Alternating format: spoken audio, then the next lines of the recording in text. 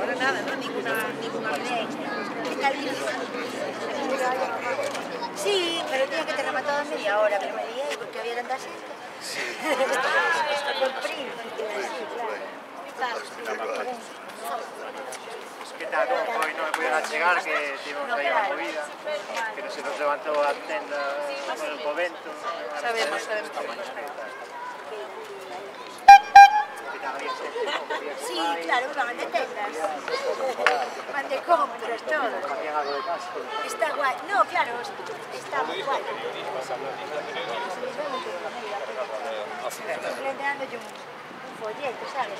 Le digo, cultura, no, a mí la cultura no me interesa para nada. Le digo, ¿pero por qué?